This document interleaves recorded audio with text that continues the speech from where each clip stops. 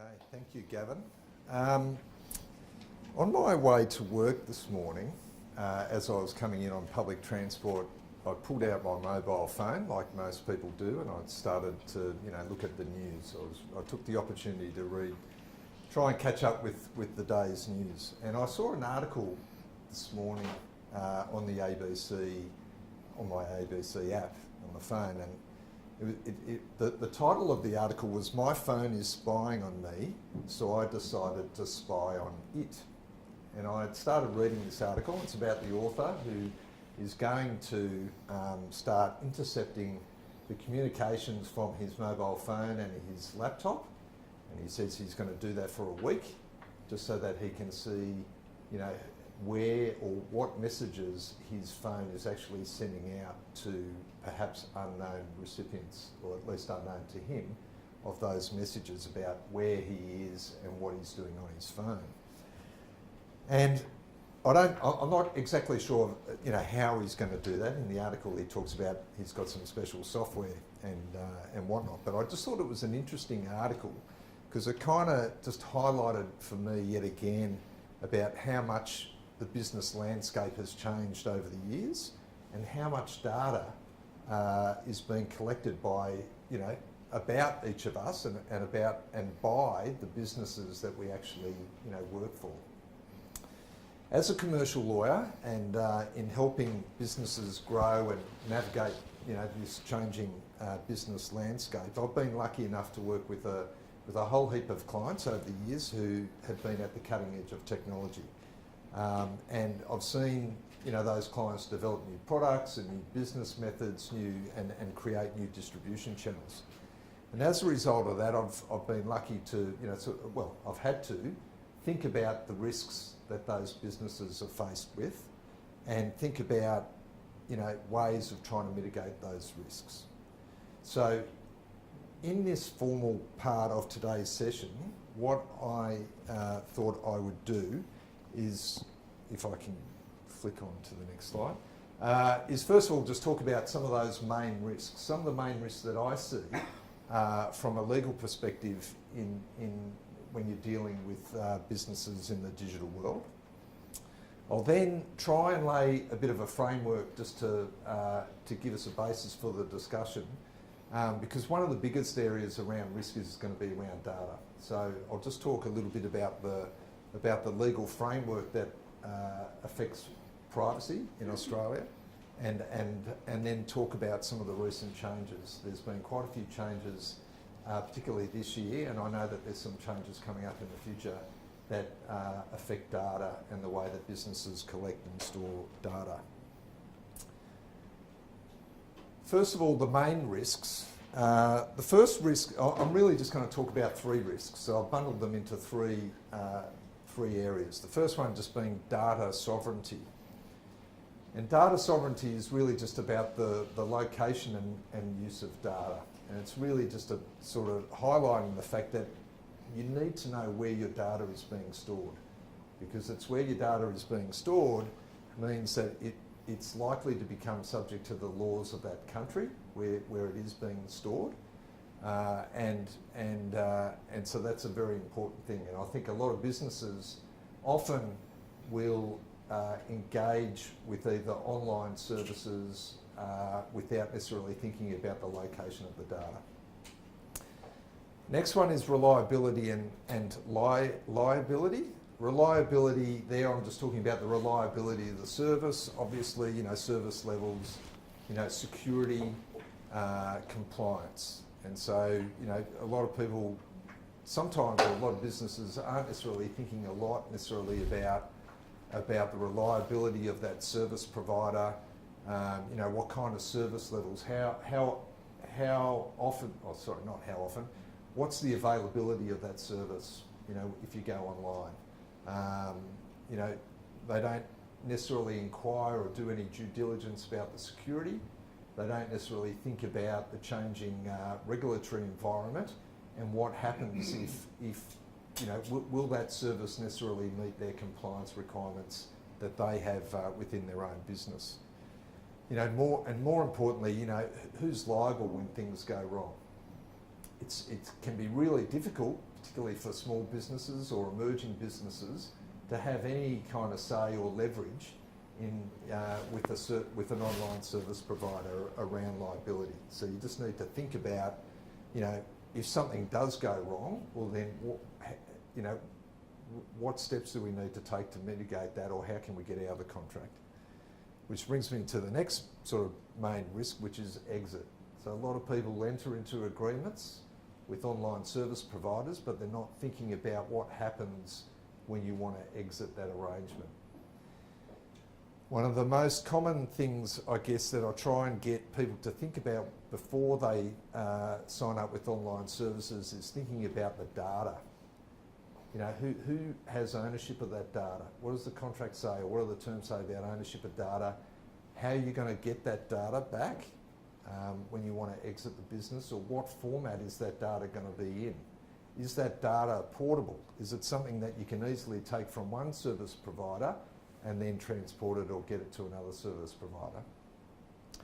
There's other things like vendor lock-in that you need to think about, and I think we might touch on that a bit later, but vendor lock-in has a couple of connotations. One, in the sense of, you know, there are some service providers that businesses engage with where you end up being locked in because the technology that they have is so fundamental to their business operation. So you don't have a lot of options to move away to another service provider. It can also refer to, you know, being bound by the terms of the contract, or not having many ways to get out of the contract. So anyway, so they're my kind of three main areas of risk. I know that I'm kind of packing a lot of other stuff, a lot of things into those three areas, but they're kind of like the three things you really need to, I think, from a legal perspective, you need to be thinking about. Now, just trying to set a bit of the ground for the discussion around privacy and data. I just thought I'd sort of outline what the legal framework of privacy is in Australia. So, when people talk about privacy, often they talk about it in different ways. I've heard about privacy being spoken about in the sense of someone's, you know, personal space, or their right to privacy, their right to, you know, do what they want in their own castle or in their own home. So that's one concept of privacy. There's certainly the concept of privacy from, you know, point of view of trespass or invasion of privacy. For example, you know, people getting telescopic lenses and taking photographs of people from a long distance away. But when we're talking about privacy in the Australian legal framework, it's usually about the privacy or the protection of personal information. So it's quite a very narrow, discrete area of privacy, or certainly the way that it can be defined. There's no common law right to privacy in Australia, so all the rights that you have about the protection of information about personal data is mainly in legislation. And in Australia, the legal framework is quite a patchwork made up of federal and state legislation. So there's laws at the Commonwealth level as well at the state level. Interestingly, in Australia, unlike some other parts of the world, there are some exemptions to what information is captured by the privacy legislation. So first of all, one exception is that small business operators are not caught by the privacy legislation. So if you're a small business, you have an annual turnover of less than 3 million, then it's likely that you're not caught by the privacy legislation unless you handle health information. Another area is employee records. So employee records are not caught by the privacy legislation. There are some other laws that protect employees' records, but not the privacy legislation. Can I ask you what that means? So when you say they're not covered by privacy employee records, like in what sort of examples are you referring to? So if it's a record about someone's employment, then the Australian privacy principles do not apply to that record of information. Right. Yeah. So there's privacy principles about the collection of that information, the disclosure, the use of that information, the transfer of that information overseas, that kind of thing. So those principles which apply to other types of personal information don't apply to the employee record. Yeah. Now, there's also some other slides here just which set out the legislation or some of the acts, and I'm not going to spend much time on that. I just thought I'd put that up just for your information, and I think the slides are in the pack, so that information is there for you. Just moving on now to just some of the recent changes this year. There's been a couple of big changes. One of them was around the notifiable data breach laws, which came into force in February this year. Just in a nutshell, an eligible data breach occurs where there's been some unauthorised access or disclosure or loss of information. And that breach or that loss of information is likely to result in serious harm to one or more individuals, and the organisation is unable to prevent that likely risk of serious harm with some kind of remedial action. Right? The law basically says that if you suspect that there is a breach, then you have 30 days to investigate that breach and make an assessment as to whether or not it is an eligible data breach. And if it is an eligible data breach, then you need to notify the Commissioner, and you need to notify the individuals who have been affected. If you don't do that, then you'll be subject to the usual penalties under the Privacy Act, which can include, either some orders being made or the organisation being fined up to $2.1 million. I think the worst thing however, that would happen to the organisation is the damage to your reputation. So if you're in a business that handles consumer data or lots of personal information, and there's a data breach, then the sort of biggest loss or damage that you're going to incur is probably to your reputation. So that's just something to bear in mind. The next change that I wanted to flag was the GDPR. So hopefully everyone in this room has heard about GDPR, which is the General Data Protection Regulation in Europe. It is a European law, but even though it is a European law, it can affect Australian businesses. So it can affect an Australian business basically in three ways. One, if that business has an establishment in the European Union. If that organisation offers goods and services in the European Union, or if that organisation monitors the behaviour of individuals in the European Union.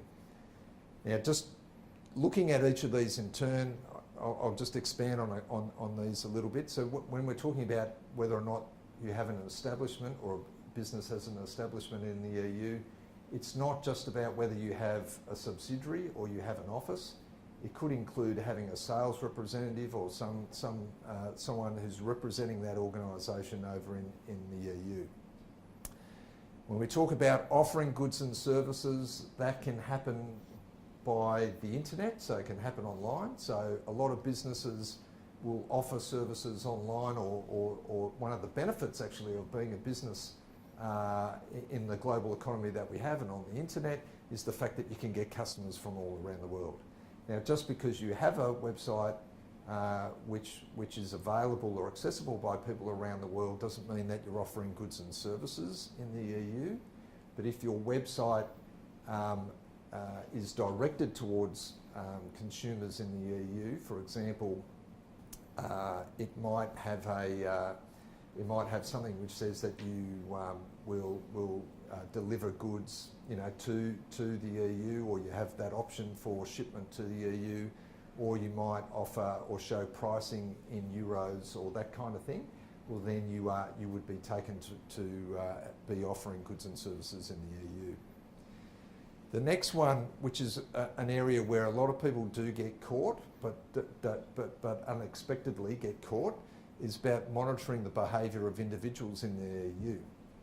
Now, what that can include is having cookies or other electronic devices, I guess, which can track the way that people visit your website and just a collection of information about which pages they're visiting and that sort of thing. So a lot of businesses which use, for example, Google Analytics will often be monitoring the behaviour of people who visit their sites. So you can see that it's quite far-reaching in the sense that a lot of organisations do, or a lot of businesses do use things like Google Analytics. They do use cookies on their website to track people visiting and coming to their pages. Another area where it also impacts a lot of Australian businesses is there's a lot of people or a lot of our clients have been sort of caught by being what's called a data processor for another business in Europe. And that's just where you're collecting information on behalf of someone who's based in Europe. There is a requirement under the GDPR that you enter into what's known as data processing agreements. So that's been a big impact.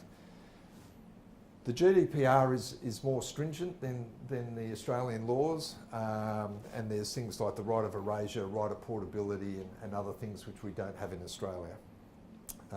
So that's obviously been a big change. One of the reasons why businesses have been concerned about GDPR or wanting to make sure or inquire about compliance is because of the fines. And there's, maximum fine is 20 million euro or 4% of annual global turnover. So it can be quite a significant penalty.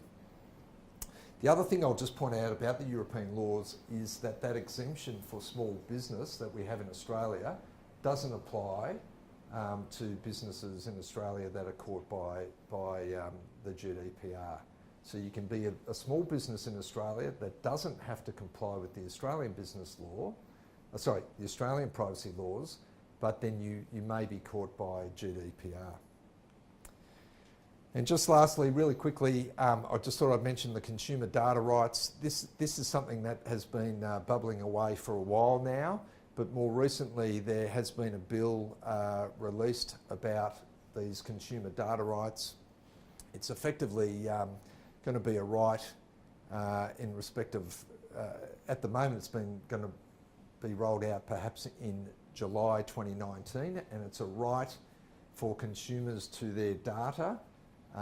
And at the moment, it seems it will be rolled out in the banking industry. So that's the first industry that the regulators are looking at. And they want to be able to allow consumers to take or get a copy of their data about their credit and debit cards and deposit and transaction deposits, and be able to move those from one bank to another. So that's quite a big shift in the way that banks certainly have been viewing the data that they collect, because I know in dealing with a lot of banks in transactions that they view that customer data as their own, and this will certainly give consumers the right to their data and the right to be able to move it. It's very similar in some ways to that right of portability in Europe, which consumers have in Europe. So yeah, look, that hopefully will set the framework, and I think I'll leave it there because I know I'm sort of going over time. But Gavin, you're coming up. Okay, thank you.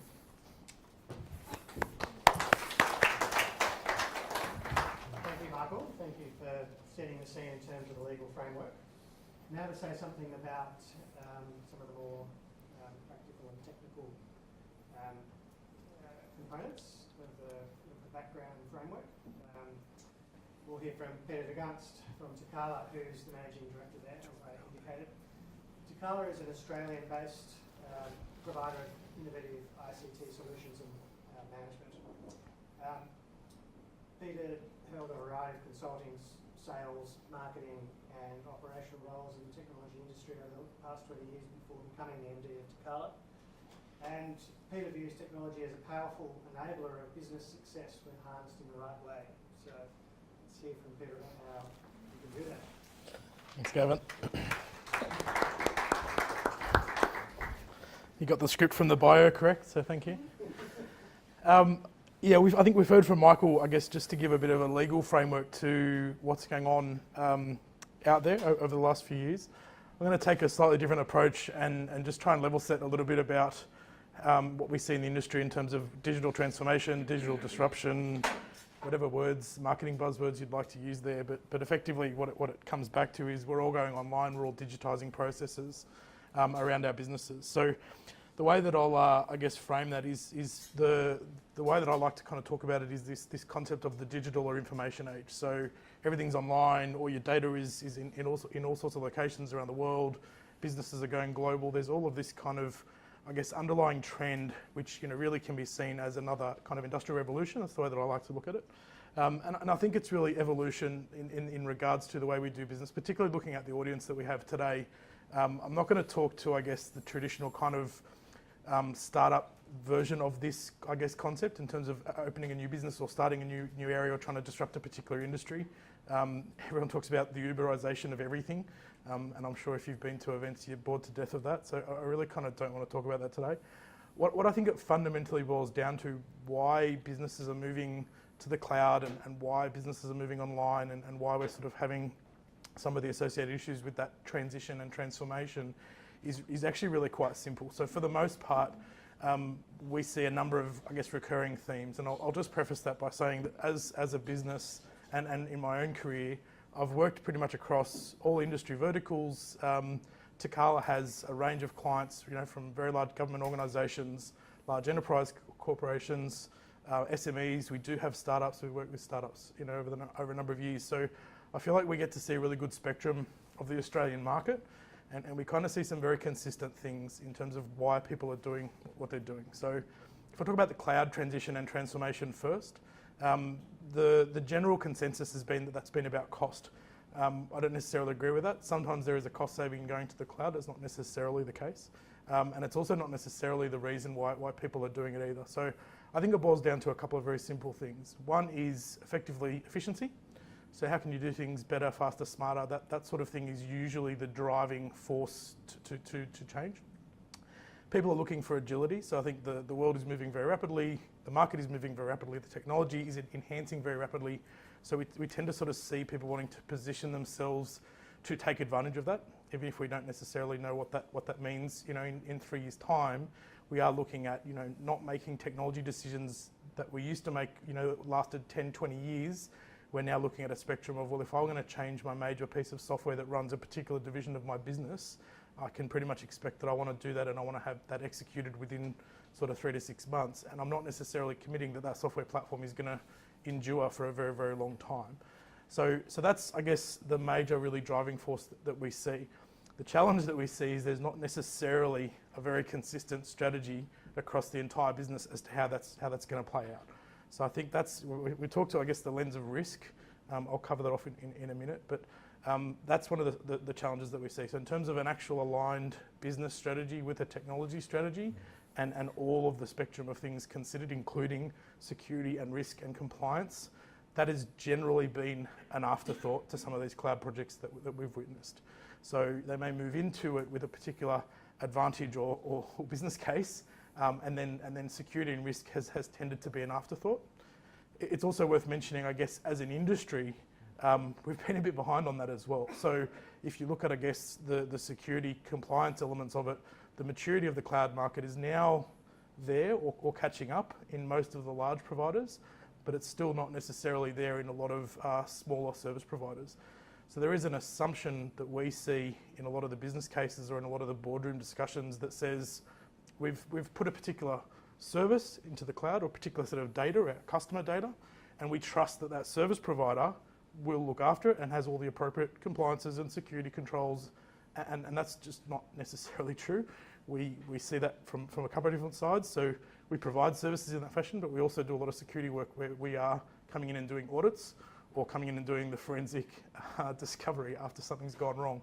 So the major thing that, I guess, if there was a takeaway from today that I'd like you to really think about is in those cloud services, regardless of what that particular contract says, have you done an appropriate level of due diligence, or have your IT teams have done the appropriate level of due diligence in mitigating that risk? Because often it's not the case. The other thing that is a driving force around that is people talk about, I guess, the age of the customer. So the reason, again, that cloud services are being adopted so heavily is we're trying to improve the customer experience. So again, you can pretty much tie that back to my point before about efficiency, speed, change, etc. So a lot of the services that you're seeing go out there, and in a lot of the business cases, it is around how do I get use of that data, how do I get information from that data to be able to serve my customer better. And at the end of the day, that's about customer retention, that's about growth. It's about some relatively simple principles when it comes back to it. So that's, I guess, just a bit of a level set for me in terms of what we're seeing out there and what's happening. Feel free to ask questions throughout. We've got obviously Q&A at the end as well. So if you're more comfortable throwing it out at me while I'm talking about something, please do so. And if you'd rather save it for the end, you're welcome to do that. So look, this pretty much, I guess, covers off also the transition to digital business. So it is about how do you leverage that digital asset. So, you know, we've all had websites for a really, really long time. Generally speaking, what's happening, I guess, in the next wave is the application stack is really moving towards web delivered. So that's fundamentally when we're talking about these cloud services. We're talking about being able to deliver a digital service to a customer wherever they are, obviously on the internet, on a mobile device, and it's taking services that you might have delivered in a physical or a face-to-face or a traditional kind of manner and putting them online. So that's really, I guess, the fundamental aspect around it. And as I said, it's about driving customer value, and it's about that efficiency from an operational perspective. So that's I guess the difference. So there's a couple of, I'm just going to build that out. Sorry, give me 1 second. So there's a couple of examples there, I guess, and as I said before, I'm not going to frame this conversation as a business that is starting up and has the luxury of coming in and going all cloud, for example. So we see that when a startup comes through, the decision to build everything in cloud services and they have no legacy, they have no existing processes to change, it's a much easier decision for them, and it's pretty much a no-brainer. The difference with a mature and established business, which I believe pretty much everyone in the room has come from or is in, is that you've got a bunch of legacy to deal with. So this transition isn't an immediate switch that you can just press. So I guess the examples that this slide is trying to talk about is if you're coming into this and you're looking at, I guess, trying to take an existing process and just make it digital, you're typically going to fail. So there is a case here where the more successful projects that we've been involved in is when the design iteration has been done in such a fashion that you've completely, I guess, reimagined that process and again taken the customer viewpoint. So that customer journey mapping kind of example has been the most successful kind of examples we've seen, as opposed to taking an existing process and moving it to the cloud and saying that's been innovation. So that's what I guess I'm trying to get at with that. So is it all about cloud? It's really kind of not. So I guess the common model, if I bring it back to data and I bring it back to, I guess, security and risk, the most common model that we see, again, in the more successful projects, and even, I guess, in some of the ones who have been early adopters and are now actually pulling back some workloads out of the cloud, is people talk a lot about multi-cloud or hybrid cloud. So if your IT department are talking about that kind of a structure, the reason for that is relatively straightforward. So it is about a best sort of fit for purpose for each of the individual workloads and each of the pieces of data. So that really is the design methodology that we see as the key. The reason that the majority of those services tend to be going towards the cloud is around speed. So in terms of that digital transformation and in terms of the business cases that are coming through, it's about redeploying internal resources to actually be, addressing customer-facing initiatives and moving value into the business, moving it away from managing traditional kind of IT infrastructure and being more responsive to change. So if I sort of put my kind of IT manager hat on for a moment, the challenge that has been there for many years and is still the case for the majority of kind of IT managers and CIOs and IT leaders is the expectation from the business to, we want to create this new service, we want to create this new product to the market, we want to do whatever that business driver is behind that. The typical traditional infrastructure has meant that that's a 3-month project to go and build up some infrastructure. There's another 3 months before they're ready to deliver that service, and you kind of 6 to 12 months before you're actually delivering that business initiative. And the majority of times the business will say, I want this and I want it in 6 weeks, for example. And so cloud has really been a key enabler around that, because you're taking a huge chunk of that infrastructure build and you're doing away with that and you're leveraging something that already kind of exists. So it is an enabler, but it's not the be all and end all. So I guess, again, just level setting, the what I'm trying to get at here as well from a security perspective is this is the major shift that has, I would imagine, already happened in all of your organisations. Whether it's been considered in this fashion or not is probably a different question. But from a data perspective and from a security, compliance, privacy perspective, all of the things that Michael was speaking about, the fundamental shift is about where things reside and how much control you kind of physically have over your data. So for the last 20, 30, 40 years that you've had IT systems, you've typically sat behind a firewall, which is what that thing's supposed to represent, and you've had people outside of that firewall, and so you've got this big control point there, and your data has sat behind a big gate. That's the kind of fundamental, really simplistic point of view. And so for the most part, if your internal people were trusted and you had systems that had some basic security around internal access, and you controlled that point really, really well, and you had good security, then your data that's residing in your servers, you had a fairly high degree of confidence that you weren't compromised, nobody had access to your data, there was no kind of security breach. That was really where we sort of came from in terms of the model for traditional security. When you sort of build that out to look at what it looks like today, you've got already the vast majority of customers would have something like this from our perspective. And what I mean by something like this is what I sort of drew before in that old diagram. You've still got your firewall, so you've still got a control point around your data. You've still got your staff and your internal users. The difference is now you've got corporate PCs, which probably was the traditional controlled, lockdown, secure point. But you've also got people bringing in their phones, which have access to all of your data, your tablets, your iPads, your own laptops, and all of these kinds of things. And your IT department is most likely being either proactively and happily allowing access to those devices, or against their wishes allowing access to those devices, one of both ways. You still have some on-premise servers in terms of your data, so whatever you maybe haven't chose to move to the cloud yet is still sitting in your data center, could be in a corporate data center, but from the perspective of technology, it's still an internally controlled system. You still have access to security lockdown, you still have the control point within your own organization. What you've also probably gone and done throughout the period of time over the last sort of 3 to 5 years is your sales department's probably said, hey, we need this thing called Salesforce because it's the best CRM system in the world, and everyone has it, and we're going to go and sign up to it.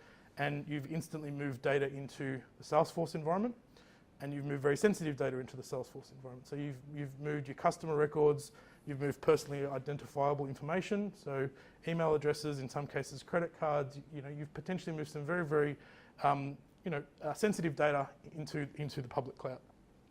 Salesforce does now have an Australian data center, but the majority of those customers would still be in a US tenancy or Singapore from a Salesforce perspective.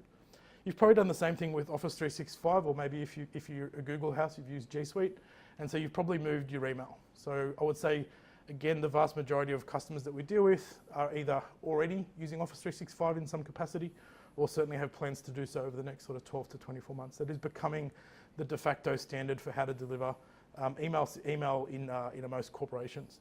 And then there's a pretty strong and compelling commercial business case, which has meant that the floodgates is really open for that. And the other thing, with Microsoft opening data centers in Australia within the last couple of years, the adoption rate has increased quite dramatically, and even the government, for example, are now getting on board with that, whereas they were waiting for Australian data centers. So you've probably gone and moved that up there too.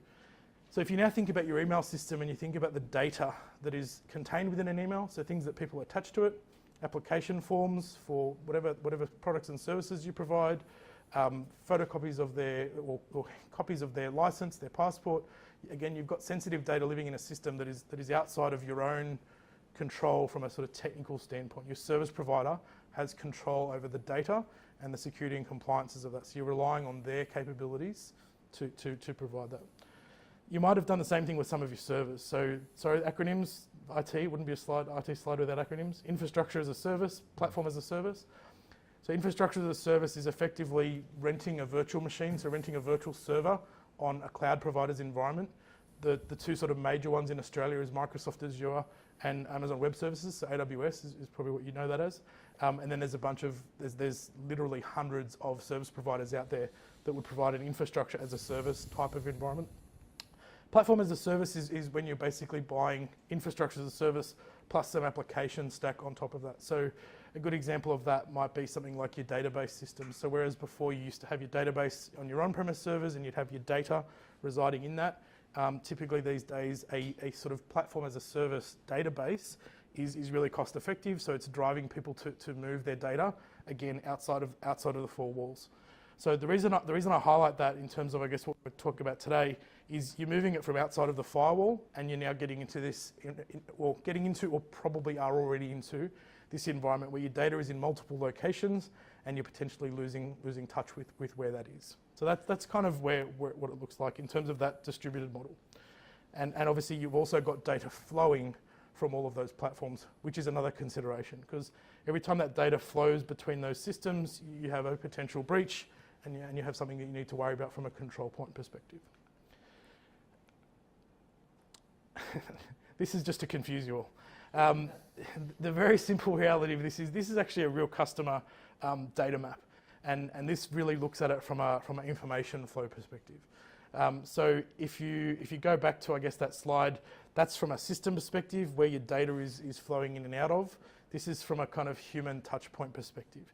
And what this really highlights is, what we're trying to highlight, besides confusing you all, is the touch point from a human perspective is internal and external touch points to data is just so widely distributed and convoluted now that it's actually very, very difficult for you to guarantee who is accessing your data. So if I try to give you a real world example of this that might make a bit more sense, Dropbox might be a good example. So you've got data in a file repository. So you're storing and saving a file, could be a contract, could be some sort of document you're working on, and you tend to share that data with an external party. So you need to collaborate on it, you need to send that out to a client or a prospect. So it's very easy to do that from a technology standpoint. What's not so easy to do is to track when you've done that and how often you've done that and who still has access and control to that on an ongoing basis. So 3 months down the track, when you've forgotten who you gave access to that to, they may still have access. 3 years down the track, when you've left and those links are still live, you still potentially have data exposed to the internet. And even from a sort of traditional control point perspective, your kind of IT administrators would typically try to address that by their own access to those systems. I guess what we've seen plenty of evidence, and there is a whole industry that's propped up to address this now, where that's not enough.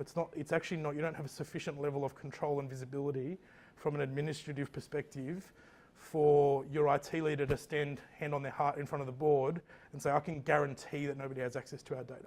It'd be a very brave IT leader that would make that statement. Again, there are some things that you can do to address that, but it is becoming very, very difficult, I guess, is the summation. What are we trying to protect? I think Michael's covered off quite a lot of that, and I would highlight, I would echo his comment.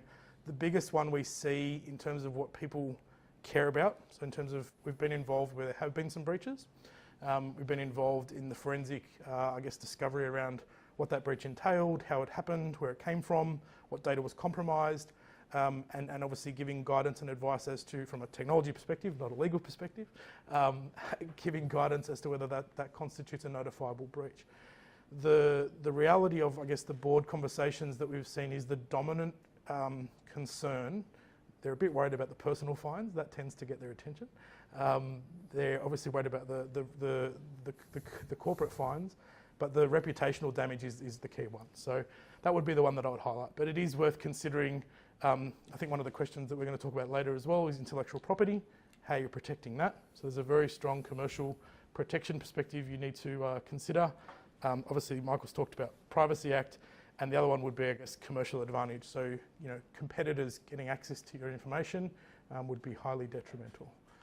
I won't go into this too much. I think we'll cover this in the questions, but it is worthwhile having an approach ready for this. So, in other words, I guess the preparation around a data breach and being able to identify your information, we've found that to be lacking. In most of the cases, we're going in after there's an event that's occurred and then trying to identify, was the information sensitive, was it a critical system, how important, in a risk matrix, how important was that system and that data? That really should be done beforehand. So if there was, again, some advice I'd leave you with today, is that would be a good preparation point. And I'm going to hand back over to Gavin.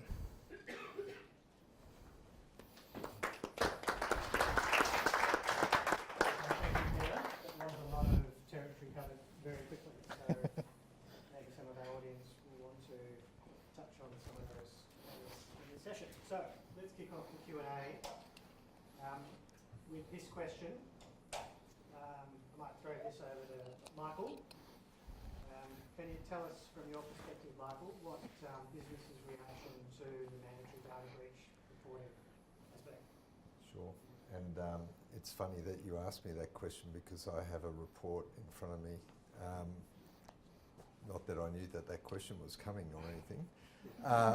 But look, the Information Commissioner does release a quarterly statistics report on the notifiable data breach scheme. The last report that was issued is a little bit old in the sense that it was the 30th, or sorry, it was the, for the period ending 30 June 2018, and the next report for the quarter that ended to the end of September is due to come out any day now. But a couple of things. I just thought it'd be interesting just to go through some of the stats, just because, and then maybe Peter will talk about it from an industry point of view. But interestingly, there have been about 242 notifications. An interesting statistic that I read in this report was that about 82% of those notifications affected less than 1,000 people. So the breaches that have been reported haven't been breaches that affect, that affect a wide range of people or large breaches. I think there was one breach that affected more than 1 million people. So that kind of indicates that the people who have been reporting breaches, at least, have been at the lower end of the spectrum, as far as people being affected. Most of the information seems to have involved just contact information. Yes, there have been instances where financial information and health information has been lost or access has been unauthorised, but most of it just seems to be that kind of just general contact information. Interestingly, of the types of breaches, 36% of the notifications have been due to human error, 59% from malicious or criminal attacks, and only 5% from system faults.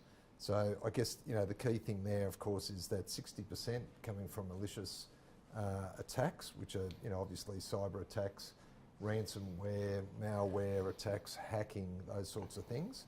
And we've certainly seen an increase. I'm sure most people have seen an increase in the kind of scam emails that they receive.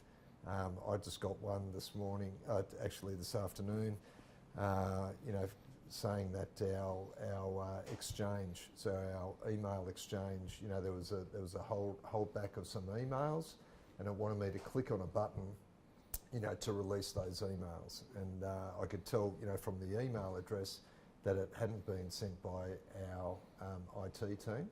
And I forwarded that on to our IT team, and they said, "Yep, that's a scam." So, look, just another quick thing that I thought I'd share was that of the human error, which is the 36% of the notifiable data breaches, interestingly, a large portion of those, at least a quarter of those, were caused by just sending an email to the wrong recipient. And I'm sure that we've all been guilty of that. And I'm sure that most of us are not reporting that too. But that being said, obviously you don't need to report it unless it's, likely to cause serious risk to someone, and, you can't take remedial action. So, but I just thought I'd point that out, that a lot of people seem to be, at the moment, at least in the early stages of notifiable data breach, they're probably being overzealous or overcautious and maybe reporting breaches that aren't necessarily qualifying as eligible data breaches. Anyway, Peter. Peter, do you have anything to add to that?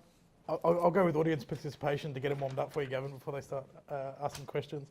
How many of you, by show of hands, have a response plan for a potential data breach? It's not bad. So we would say the majority of clients where we have been involved in a data breach or a potential data breach have been woefully underprepared, would be the basic comment. I think the interesting thing that was the first report, right? So the breach laws came in February. That report goes April to June, so the 3 month, 242 breaches. I'm really curious to see in the next quarter that number will be substantially higher. I'd be surprised if it's not at least in the 4 digits, just based on what we're kind of seeing and hearing. I would agree that some of them are erring on the side of caution, but the reality of it is, I think the government passed a law. There was some awareness in some boardrooms. Awareness grew a little bit once it was actually already launched. So we sort of saw a lot of scrambling on the 19th of February, and even to this day, we still sort of have pretty regular occurrences. Mostly the ones we've been involved in have been malicious activity. So generally, the human error, the more basic ones, they're not going to involve somebody like us. It's the malicious activity ones where they're growing in sophistication, and I think you need to have a response plan and a legal preparation for how to deal with that should it occur, so that you're not running around like the proverbial chicken. But from a technology perspective, we are also finding that the majority of organisations are underprepared. So the previous ways that they provided security and that they reported on security, maybe up to the board, I would say don't cut it. And the sophistication of some of the tools that they're using versus some of the tools that are out there, I would say is also quite, there's quite a big disconnect there. So one that we had recently in a construction company, they had this breach, and the internal IT person had looked at it, and they made a few password changes, and they changed some things on the firewall, and they said, we're all good. And the board had accepted that as an answer. We found out about it about a week later. They didn't inform us straight away. And we went and had a much deeper look, and the actual initial breach that had occurred wasn't the breach. That wasn't what anyone who was trying to get into their environment was really interested in. It was to actually gain access to the system, to monitor the behaviour of people so that they could send a very personal and very targeted email to their financial director, which they ended up doing not that long afterwards, and they nearly made a payment to the wrong address, to the wrong bank account. We've seen that happen a lot. That would be one of the most common ones in terms of a more sophisticated one. It'll be very personalised, so it'll look like a legitimate email address. It will be a real domain name. It'll be slightly misspelt, or there'll be a hyphen or a dash or something that's maybe a little bit different to how the real one is. But it'll be a genuinely real domain name. It'll be a genuinely real email system, and it'll look like a genuine invoice. And a lot of finance departments don't necessarily have the process to check that is a legitimate invoice. One organisation got done for $250,000. So that, I think the preparation is really where I would invest some more time. So Peter, are they the main sort of cyber security risks at the moment? Or is there anything else? Look, I mean, the malicious activity is very broad. There's a lot of different malicious activities, and I won't bore you to death, but I would say in general, there is an underpreparedness as from a technology perspective and from a response plan perspective that I would urge you all to address to whatever level of comfort. The other thing is where we've seen boards who have an awareness of the problem, and they may agree that it's something that needs to be addressed. The budget hasn't necessarily been there, so the government can pass whatever law they like, but if there's a significant implementation and cost of money, then they're going to wear that risk. They're going to accept that risk for a period of time until they can do something about it. So again, you all need to make a decision as to how much you're willing to invest to mitigate that risk from a technology perspective. And of course, there are other legal controls that you may choose to satisfy yourself that you're prepared.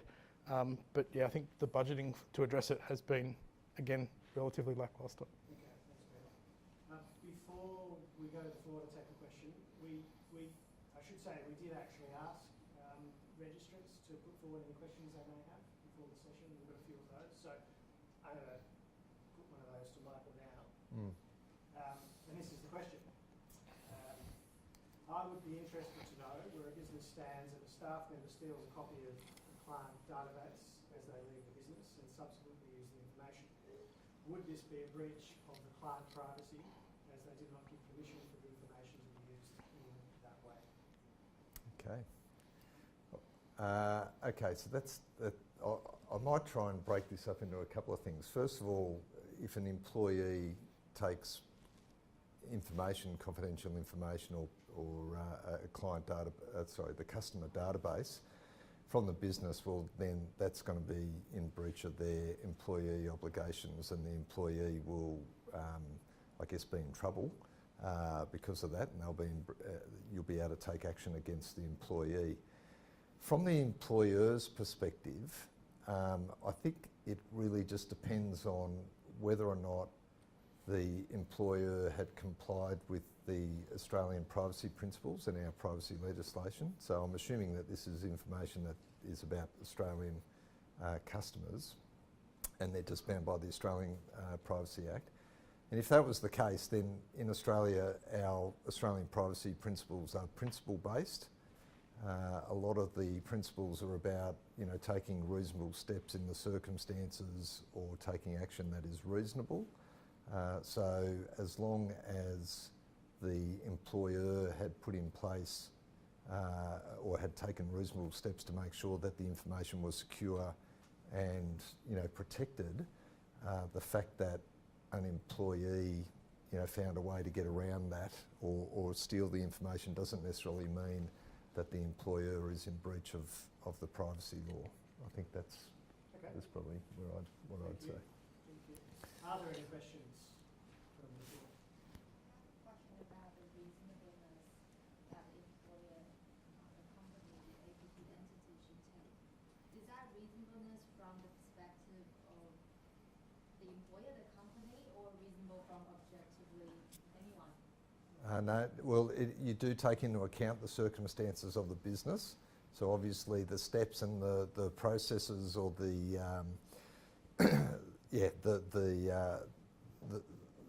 protection that a business is able to provide to information will depend, one, on the information that is being held, and also the resources of the particular business. So you would look at both things, or a number of factors, including the size of the business. So you'd be looking, subjectively from the point of view of the particular business. Yeah. Okay. Thank you, Stephanie. Martin, did you have a question? I've got two questions if I can, but I can do one at a time. Maybe if I could start just with Peter. In 5 or 10 years' time, are we still going to be talking about this issue? What I'm trying to understand from you is there, or can you see any technology that's coming down the pipeline that'll eliminate this issue, whether it be something, and I'm not a technology person whatsoever, but something like blockchain or something that can track all the information that will actually eliminate privacy breaches. Is that possible? It's a really good question. Let me get my crystal ball out. If in answering your first question, are we still going to be talking about this in 5 to 10 years' time? I would say with a high degree of confidence, yes. If I look at it the way that it is today, and I guess the evolution of it over the last 5 to 10 years, and what sort of happened in the security landscape and the threat landscape, people like to talk about it as a cat and mouse game, and that is the best analogy I can provide. The exploits come out on a daily basis. On average, I think there are 16 exploits a day that are coming out that we need to respond to, of varying degrees of I guess, threat or risk. And you're seeing big manufacturers like Intel and AMD release very regularly, understanding that there's exploits in their code, and so we have to patch environments. And so as a managed service provider, we see that a huge amount of we see that a lot, and the effort to remediate is tremendous. So we are constantly, literally down to the second and the minute, monitoring and managing security breaches and potential threats. And the level of response to that depends on the organisation. So some of our large banking clients, for example, they're on it. They have huge teams of people that are managing these kinds of risks. Some of our government clients, again, they have whole departments that are security departments that we work in and with. And some of our smaller clients, they quite simply don't have the resource, so they have to rely on a third party, or they may take a more lax attitude to how regularly they want to address it. The other thing that gives me a high degree of confidence to say we're going to be talking about this in the next 5 to 10 years is if you look at the sophistication and the organisation of the bad guys, there are entire industries that are built around this and continuing to be built around this. One of the things that we kind of been looking into recently that I think I don't know, it amuses me. It might not amuse you guys, but there is a wholesale distribution channel for spyware and ransomware. So you've literally got these factories where they are looking for the exploit, producing the exploit, writing some sort of code to be breached, and then there are companies all over the world who have staff and are legitimate corporations that are paying people to then brute force systems and try and find a hole in the fence. And as soon as that risk is patched, so the industry learns about it, everyone patches their systems, away it goes again. They're looking for the next one, they're distributing it as quickly as possible. And so as I said before, I would say in the last kind of 12 to 24 months, we've seen the sophistication of the attacks increase very dramatically, and the personalisation of the attacks, they're getting smarter. Is probably the best way to summarise that. So some of the Nigerian scams that everyone kind of used to joke about, and that was kind of, they would still be very successful, but they were generally more aimed at personal individuals. At a corporate level, it would be the equivalent of somebody deciding that they wanted to, I'll pick on you guys, target Bardia Perry, and they would research Bardia Perry. They would use LinkedIn, they would go and look at who Gavin is and who Michael is and what their roles are in the organisation. They might use some social engineering to call up and find out the names of accounts payable people.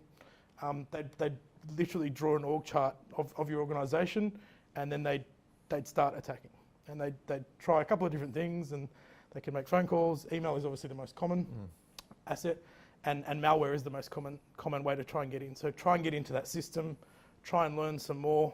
We've had attacks on our organisation where they've used my name to our CFO, and they write like me. They use my language because they've looked at my emails and they've found emails in the public domain, or they've seen something that I've said or written out there, and so they personalise it in such a fashion. So I think, it is definitely a cat and mouse game.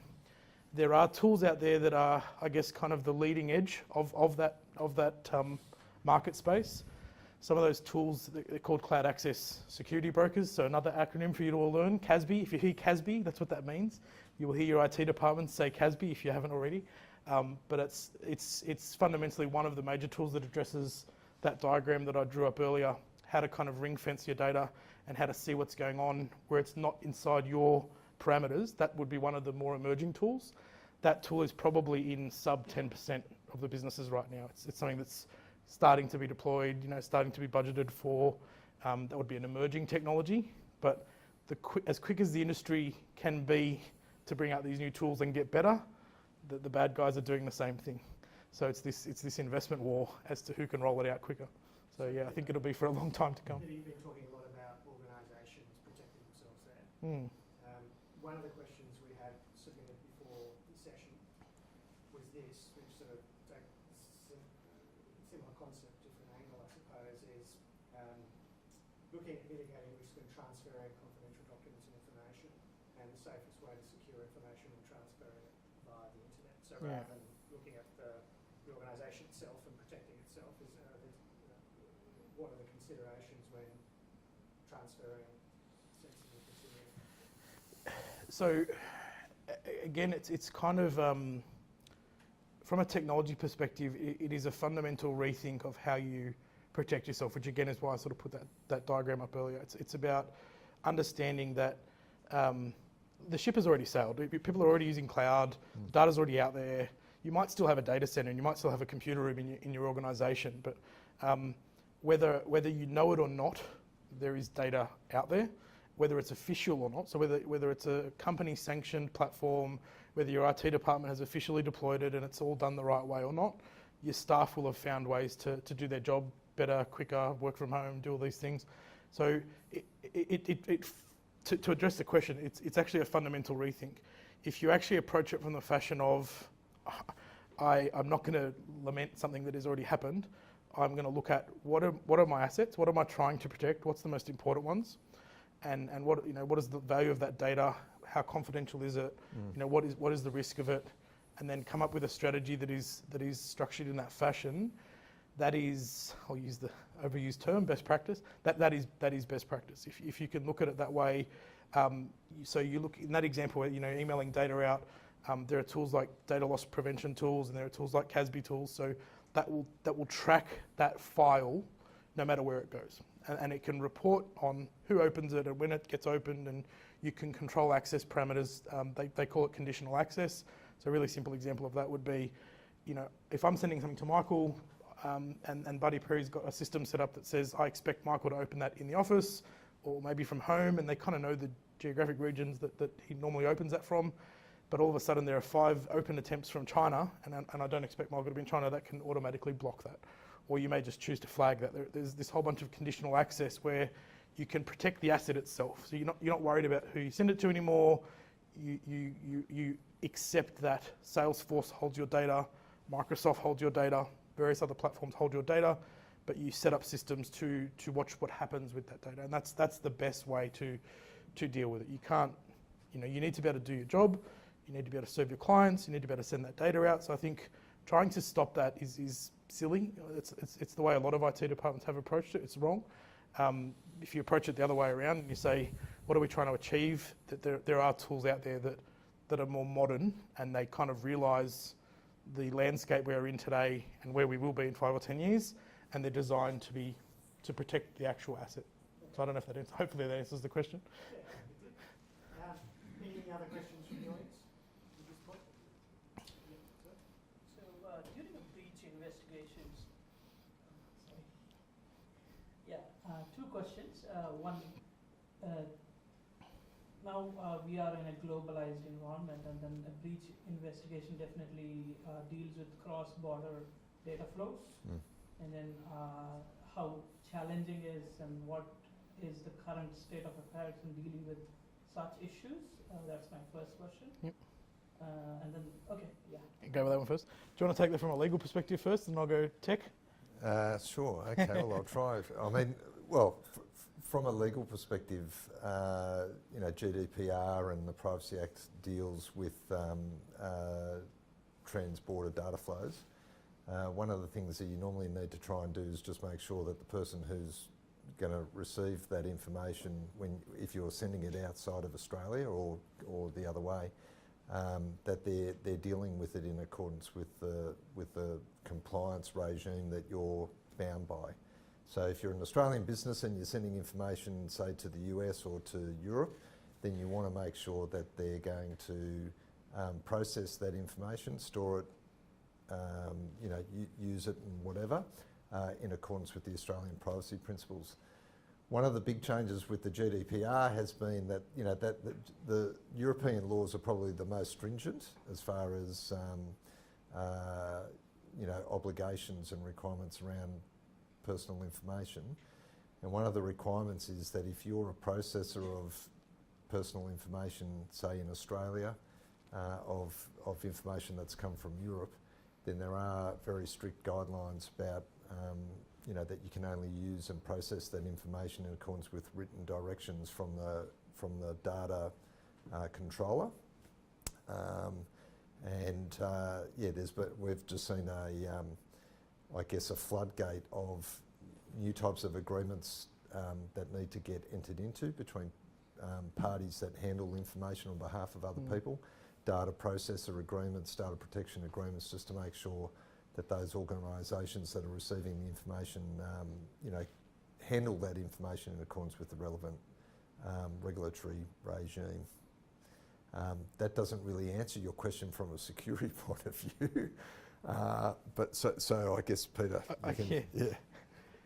Just to make sure I understand that, you're talking about the technical implications of trying to track down a breach or enforcement.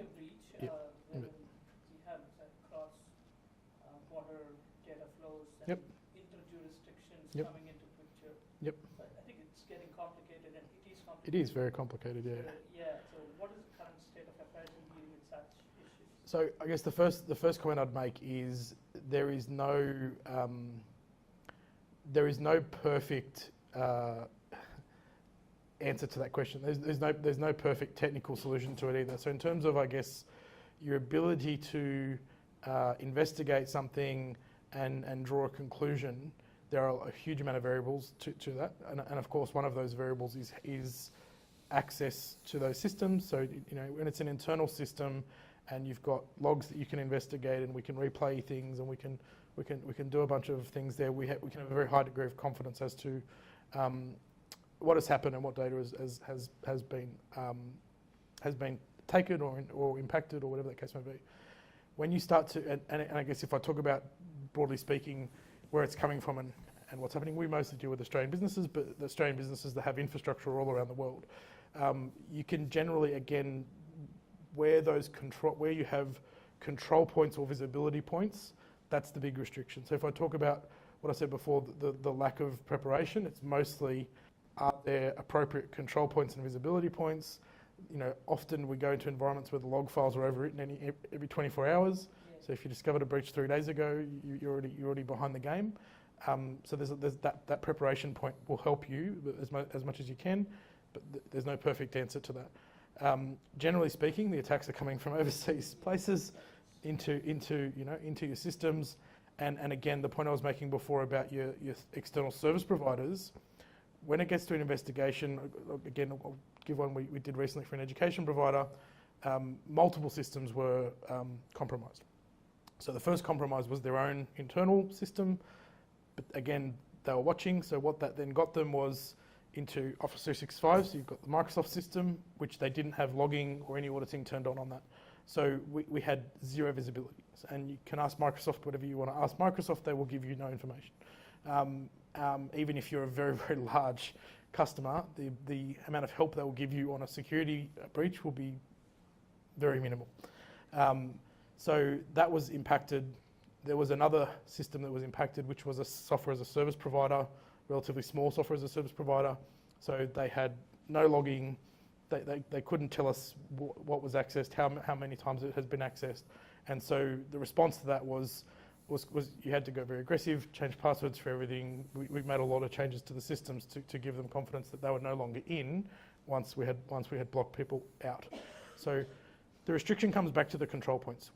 And being prepared for that. So if you had set up logging, if that external software as a service provider had been asked prior, what logging and auditing, what security compliances do you comply with? When we first asked them what security compliances they comply with, they answered with they didn't know how to answer the question, fundamentally. That service provider will probably no longer be providing services to that customer. They'll probably go to a slightly larger competitor who charges more, but actually has security systems. So, after the event is too late, it does come back to the preparation points where, and that board, that was a sophisticated board. They were all very experienced people, and they had lawyers and accountants, and they had all of the different aspects in their board.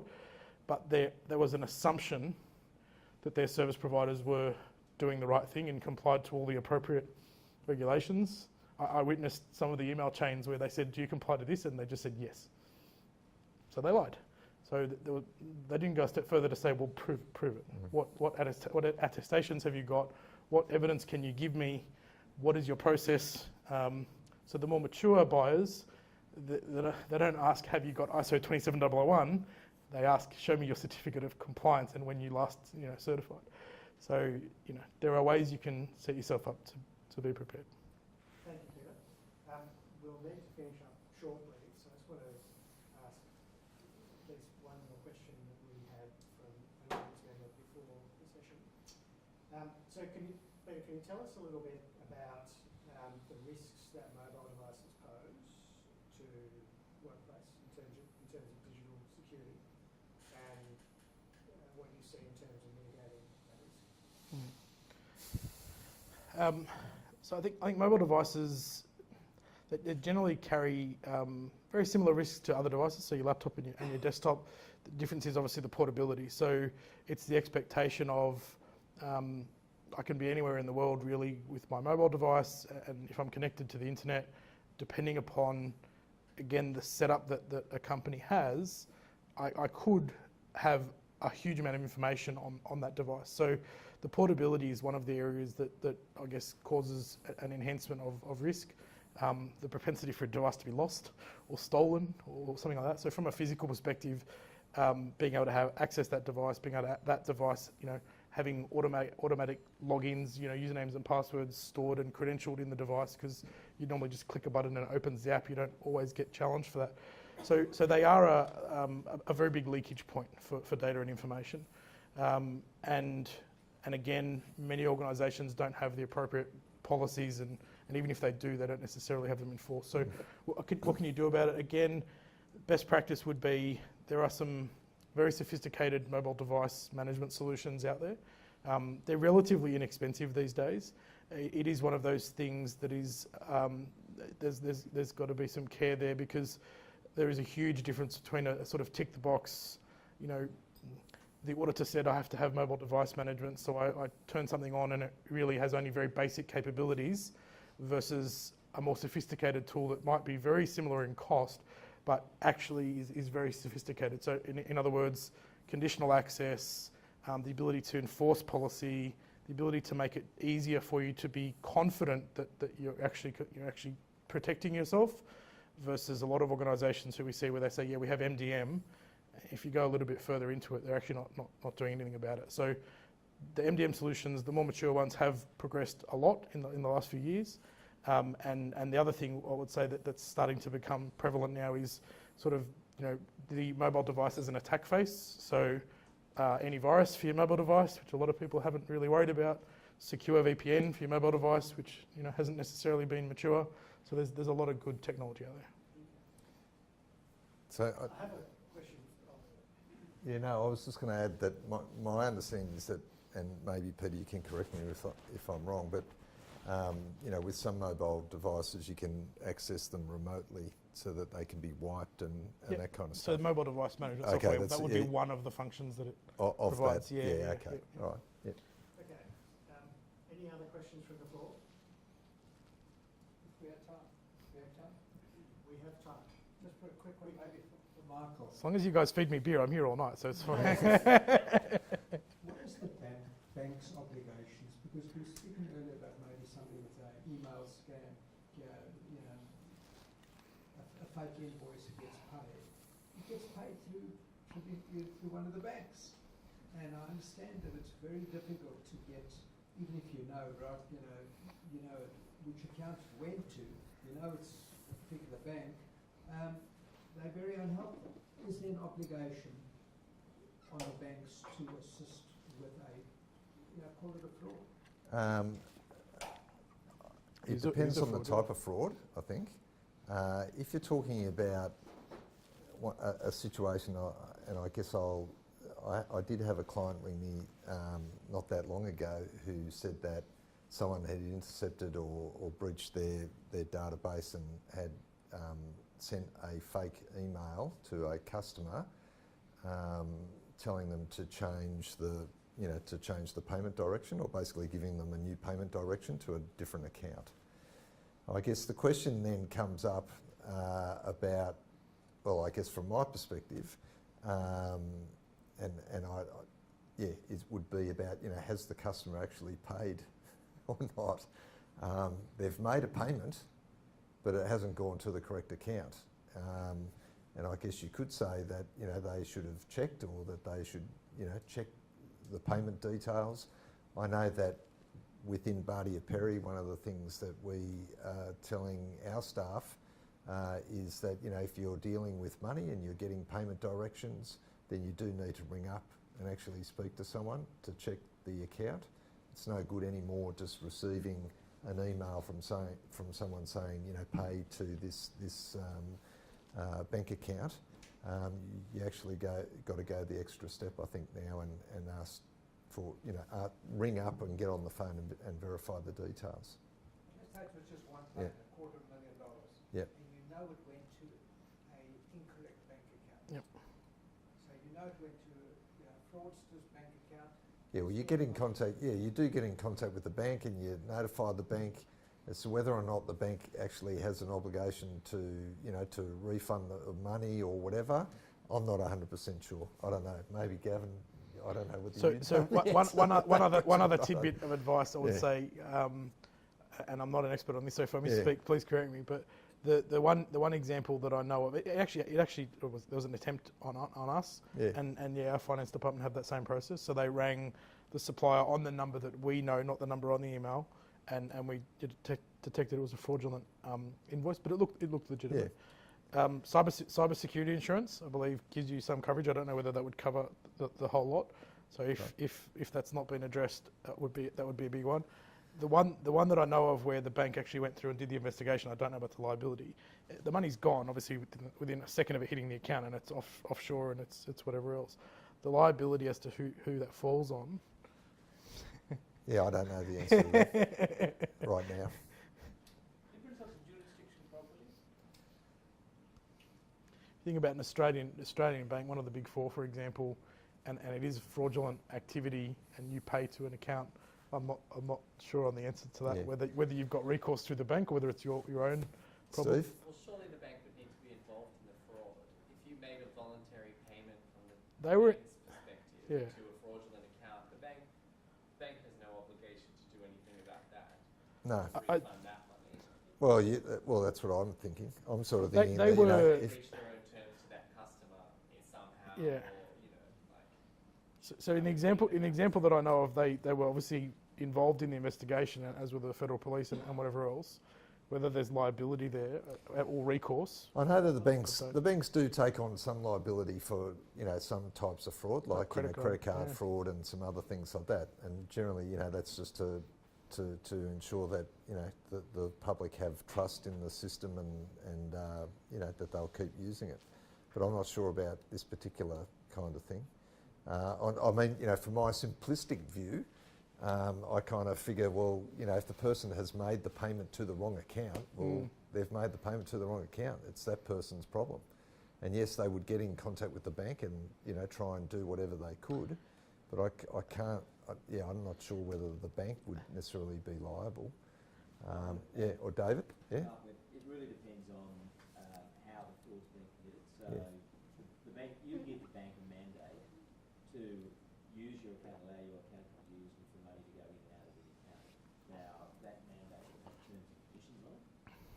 And if the way that the money goes out of your account is a breach of those terms and conditions, well then the bank, yes, will be liable. You'll find that there's an awful lot of fine print and they'll exclude liability to a very large degree. So again, it depends on the fraud. So if the fraud has somehow been committed with some involvement of the bank, so if numbers have been changed and somehow some bank employee knows something about that change, whether the bank employee itself has been, or himself or herself has been duped, there may be some culpability on the part of the bank, liability on the part of the bank. But if the bank is not involved and the bank's systems haven't been breached or failed, then there won't be liability on the bank. Yeah. Just a hypothetical question. No, but it's a good. It's a good question because it does seem to be happening more and more.